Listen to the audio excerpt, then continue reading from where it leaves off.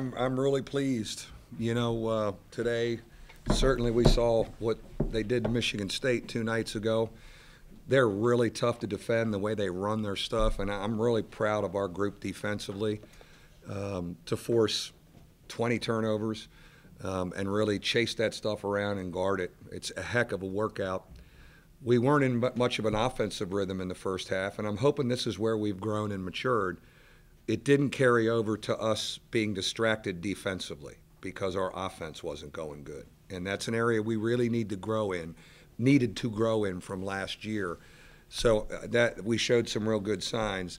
Second half, we continued to guard, and then, you saw the explosiveness of this team offensively. I mean, we can move the ball, and we have a lot of guys that can score it, and we passed it unselfishly. So I told him I think we got better in a 48-hour window. We've got one more game here at home Wednesday to improve before we head up to Springfield.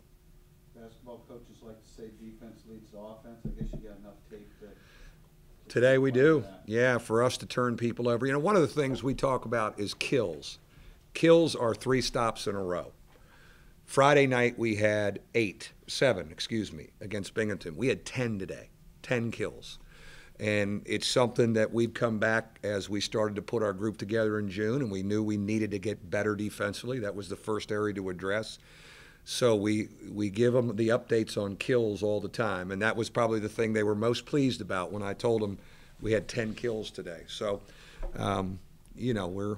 we cover for each other. We moved our feet on stuff. We got some overplay steals. We got some good length out there too. But it's a good 48 hours. I mean, and today was interesting in that your point guard got in foul trouble. So that's good to have that happen in game 2. How are we going to play? Astoria's handling, Grant's handling a little bit. We also we downshifted because we weren't getting much out of our low post. So we played small with Burgett to end the half, and I thought we started to get some momentum offensively that way. So there was some game-like, season-like stuff that you were thrown into in that game.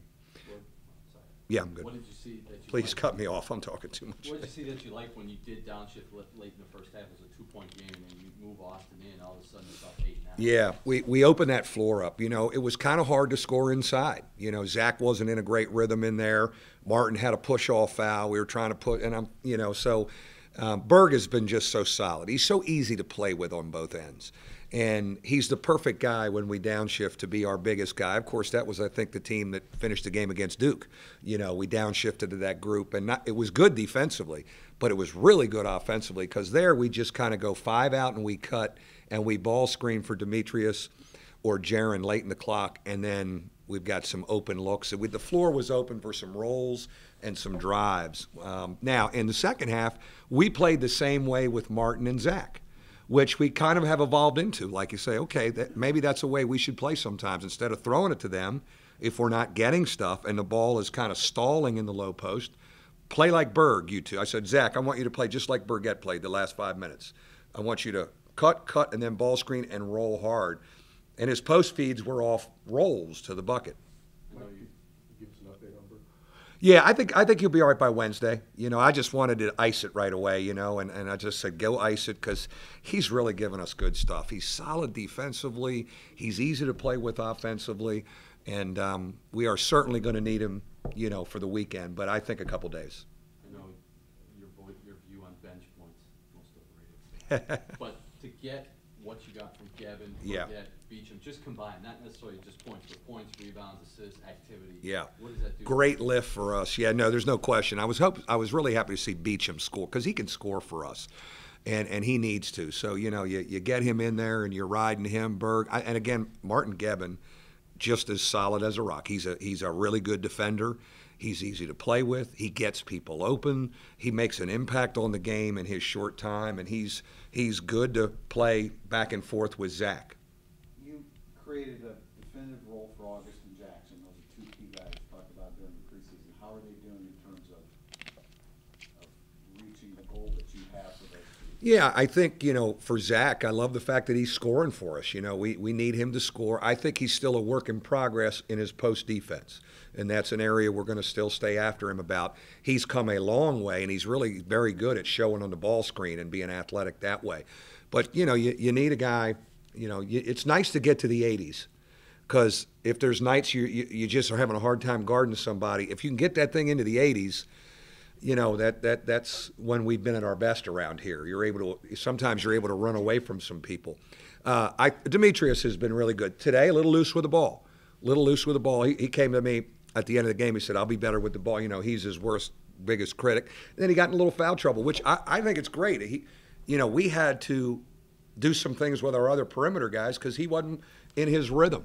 But I like where they're at mentally, and we need them, and we just got to keep them confident. Mike, in talking to some of the players, they talk about they need to be patient.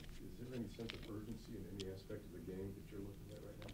Maybe they were, in that sense, they were probably talking a little bit about in the first half is you play defense for a long time against Navy's offense. They're almost burning. And then you come down and you take a quick shot, and maybe you could get a little bit better shot. Not that it's a horrible shot. You're going back and playing defense for 25 seconds again. And I think they understood, like, let's be a little more patient offensively. And to end the half, when we downshifted, we were kind of 5-out cutters and late in the clock. I didn't say burn, but I said late in the clock, let's get a ball free for Jaron. And so we slowed down a little bit, and we were able to finish the half with some breathing room. What does it say about a team that it can seize control, it can turn a game that's kind of? Yeah, no, I mean, it was great because you're down, you can't get away from them, and this was just like Michigan State. Michigan State could never get away from them, and I told them at halftime, I said they were down double digits, and they came back and made a run at it. I said, this is great.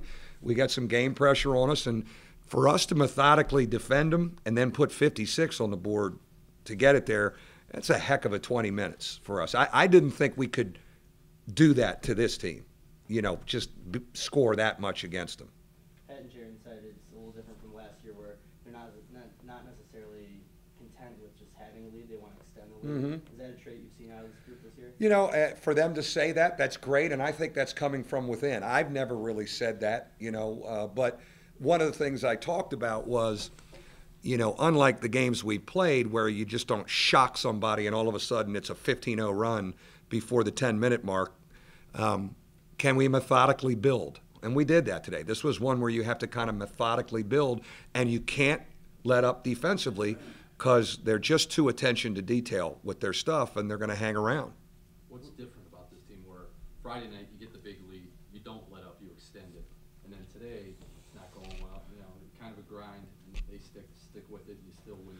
I would hope, and I told him after, I said, I hope we got some maturity in that area now, and I think it's one of the points I made early is that our offense, we got some talented offensive guys, and we love to get into our rhythm offensively.